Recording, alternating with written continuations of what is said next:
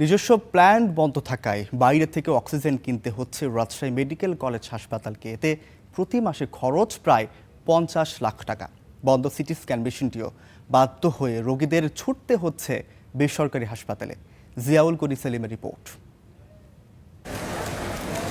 বিনা খরচে অক্সিজেন তৈরির জন্য বসানো প্ল্যান্টটি অচল। ধুলা জমা মেশিনে দিনে দিনে ধরেছে মরিচা, গচ্চা কয়েক কোটি টাকা। অন্যদিকে রোগীদের জীবন বাঁচাতে প্রতি মাসেই কিনতে হচ্ছে অন্তত 50 লাখ টাকার অক্সিজেন। এ চিত্র রাজশাহী মেডিকেল কলেজ হাসপাতালের। প্রায় 5 বছর আগে গ্লোবাল ফান্ডের অর্থায়নে বসানো প্ল্যান্টটি অকেজো হয়ে পড়ে 11 মাসের মাথায়। সেই থেকে অচল হয়ে পড়ে আছে বিপুল ব্যয়ে বসানো প্ল্যান্ট। সিএমএসডি থেকে মেশিন আসলে 5 বছরের ওয়ারেন্টি পাই আমরা। 5 বছর তাদের দায়িত্বে, তারা যাই হোক তাদেরকে দেখতে হবে। এটা কতদিন চলেছে? খুব বেশি দিন না।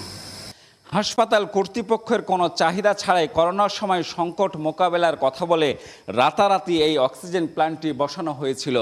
কথা ছিল প্রতি ঘন্টায় বাতাস থেকে 500 লিটার অক্সিজেন তৈরি হবে এই প্ল্যান্টে। এরপর 11 মাস চলে, তারপর অজ্ঞতার কারণে সেটি নষ্ট হয়ে যায়।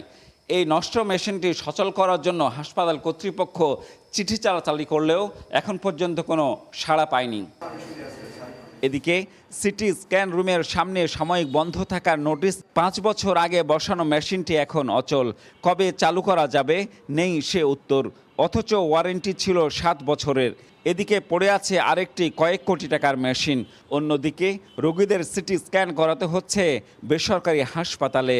এখানে বলছে না ওদের মেশিন নষ্ট হয়ে আছে, এজন্য আমরা এখানে সেবা পাইনি, ওজন্য বাইরে করেছি। 3 মেশিন এখানে নষ্ট হয়ে গেছে, এই কারণে বাইরে যাচ্ছি সিটি স্ক্যান করার জন্য। মাথার কবে নাগাদ ঠিক হবে সেটা বলতে পারছি না, তো আপনারা বাইরে যা করেন, এই জন্য আমরা বাইরে থেকে অনেক টাকা খরচ করে এটা করে নিয়ে আসছি।